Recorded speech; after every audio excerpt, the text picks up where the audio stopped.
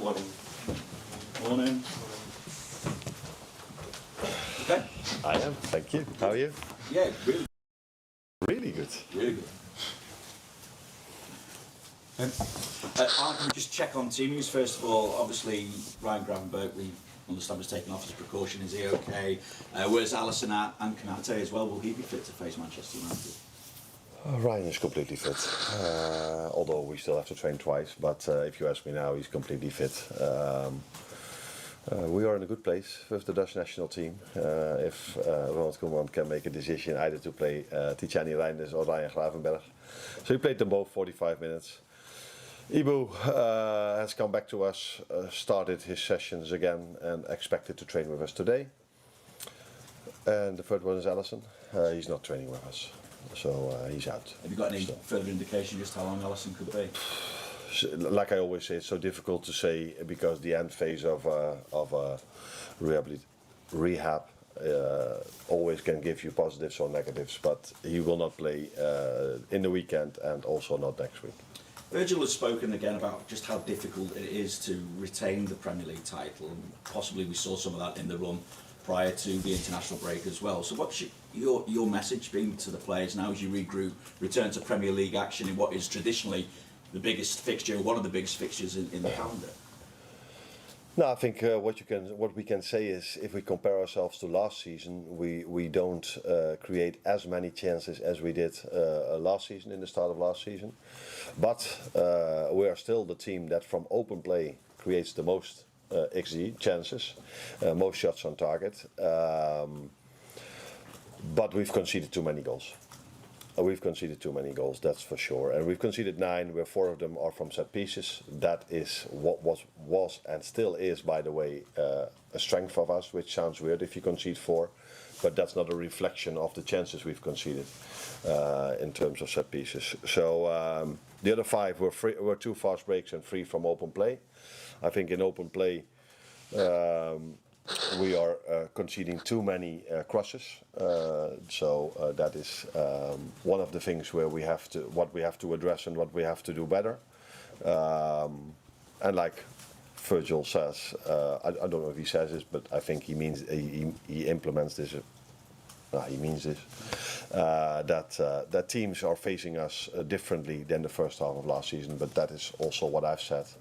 The amount of long balls that we are facing now compared to last season, I think we're already 1/3 on the way in the amount of long balls we have to defend compared to last season. After 7 games already, so we have to find answers to that. And the first answer is not to concede so many goals, because if it's harder to score your goals, the best thing you can do is make it harder for teams to score against you as well. Well, we've also, you mentioned that obviously scoring goals, when we see Mo's numbers drop off because it's 5 in his last 21 appearances. Last season we saw him hit 32 in the first 41 games. Yet against Manchester United he scored more goals in this fixture than any other player. So is this the kind of game that maybe could reignite Mo's form once again? Or goal scoring form, I should say.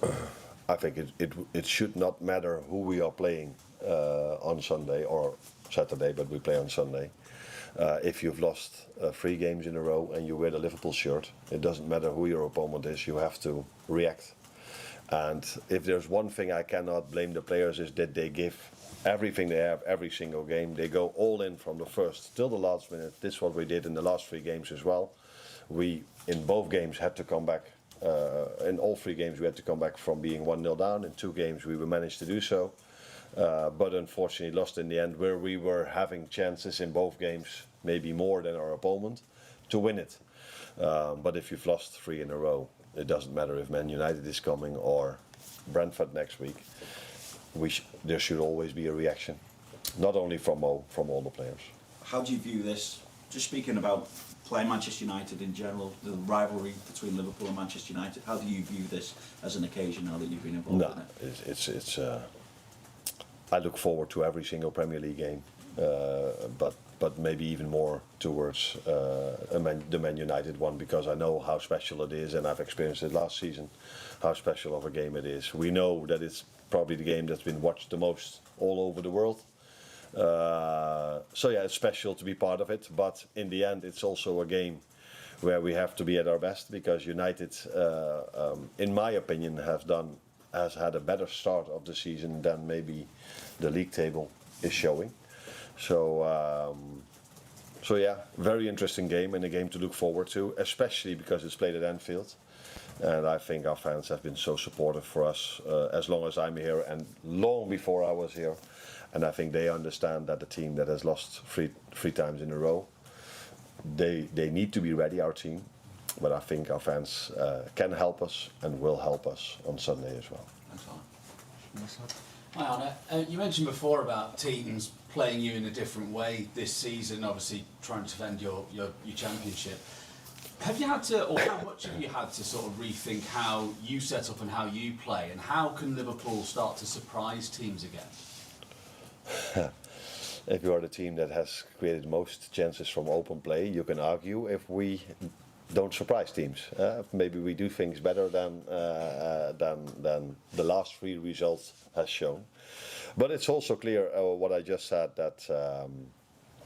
that we haven't created that many chances we did last season, and there's a reason for that. That's playing style of the opponent, and we have to find answers to that. But the first answer is not to concede so many goals as we did, because there's one way of winning a game of football to score 2 or 3 goals. But if the other team scores 1 or 2 goals, you need 3 goals. Where last season we also were able to keep a clean sheet and only need 1 goal. First half of last season, we mainly got these goals from a special moment of one of our front three. Where in the second half, we mainly needed a set piece to make the difference against these low blocks. And this season, we haven't had that many special moments. Special, what I mean is an act of brilliance. And we haven't scored from a set piece. If you would tell me that we've conceded 40% of our goals from set pieces, and the number 1 in the league has scored 60% of their goals from set pieces, and we're still 1 point behind that team, I would probably think that's not even that bad.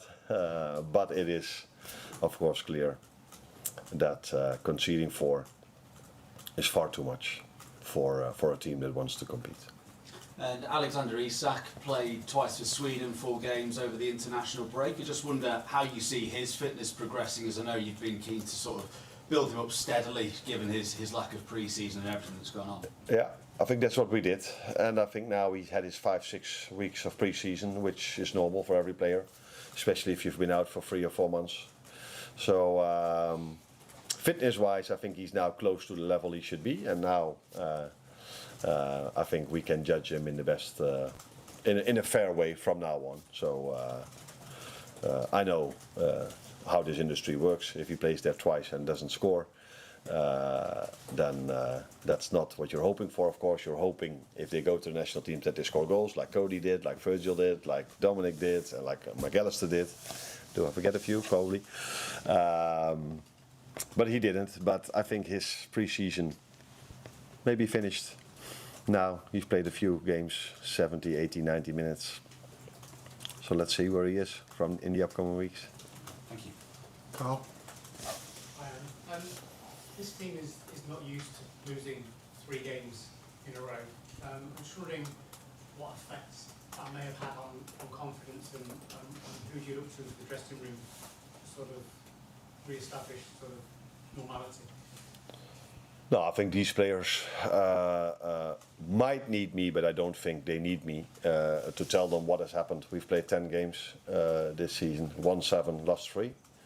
And the 3 we've lost by very close margins, twice in the last minute, and once both teams got a penalty. Both times the VAR should have overturned that decision, but only the one we got was overturned. So the margins are small, but I keep saying we should not be dependent of that margins. Although we play Chelsea away, I think it's normal that that's an equal game because Chelsea has a very good team as well, and we were able to create more than them. So that is part of it, but results don't lie. If you lose 3 times in a row, we have to do better. But I think these players that have experienced so many things don't wake up at night thinking, wow, we've lost 3 times. We need to be aware of that. We are aware of that, and we have to react to that. But we have to give the same reaction if we win 3 times in a row and Man United is on the fixture list. So what we have to do is create habits, do everything what we usually do if we win or lose, but maybe after losing 3 times you're hoping for that sparkle or this 1 or 2% more, not only from us, also from our fans on Sunday. Did the international break help in a way in that it sort of played out of the current situation at the club and give them a chance of a new scenario with the countries, and also help quieten down the sort of talk about losing 3 in a week? That last thing I don't know. I assume that everybody's talking about that now again. I don't know, but it's just a situation as it is. You could argue it's better to have them with you to have the next game again, and then people cannot talk about it for 2 weeks.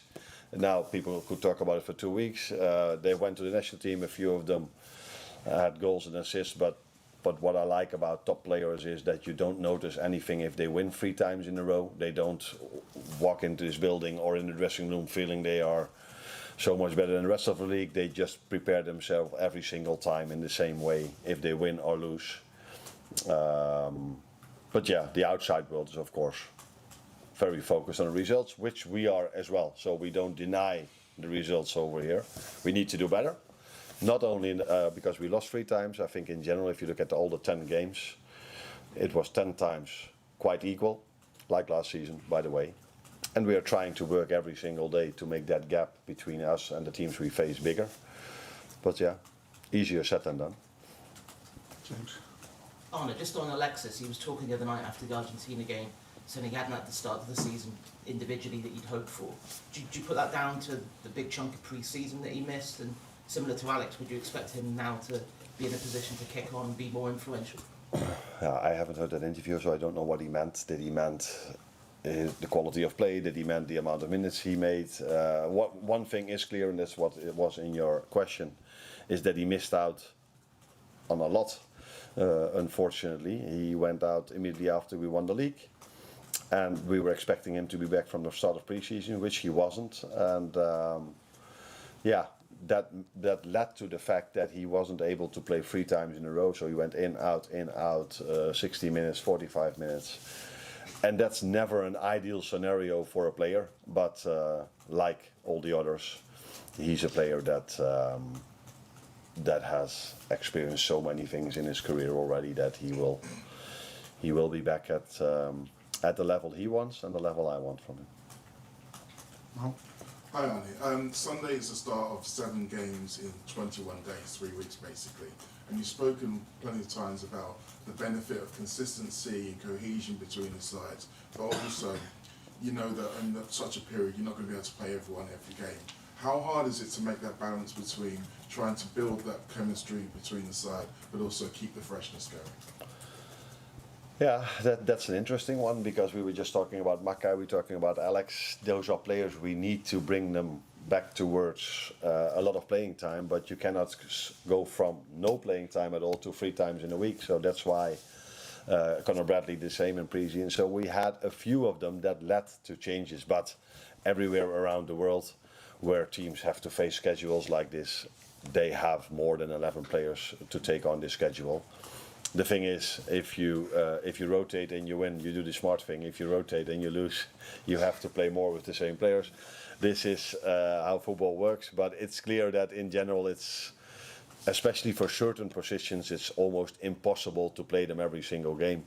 And if you do, it's the risk of a player getting injured, and this has happened just before the international break with a few players, and has happened during the international break with some players, not with ours, except for Alisson, of course. But so yeah, you have to find a balance in this, but I think the ones we have are now longer together. So yes, Alex is not the same player as Hugo, but they are both a number 9, and they both know what to do in our system. So it's only something I like, that I have more than 11 players that can play a game of football, and it's never the reason for us to drop points or to lose a game of football. Will, that's one. And after the Chelsea game, there was a little bit of debate about Sal's positions defensively. Mark and Pereira obviously come out and said that that was an area that Chelsea want to exploit. when you're playing a number 10 like Bert in there rather than Sabos, how do you strike that balance in terms of most position, out of possession, and tracking back? What does Florian Wirtz and Dominic Szoboszlai have to do with Cucurella attacking? Last season, pulled a little bit more in terms defensively on the right. Did he? His energy is pressing, whereas Wirtz is more of an attacking midfielder. I think they're both attacking midfielders, and both are expected to defend, like all our 11 players are expected to defend. So yes, in this particular case, I heard the comments of Cucurella. I also saw how they scored the 2-1, but I could also show you 5 or 6 moments where Mo could have made the difference for us. And if that would have happened, we would have had the conversation like last season, where he so many times made the difference for us. And yeah, if that then doesn't happen, you get probably comments like this. It's always the balance between winger and fullbacks that is quite. I want our fullbacks to attack as well.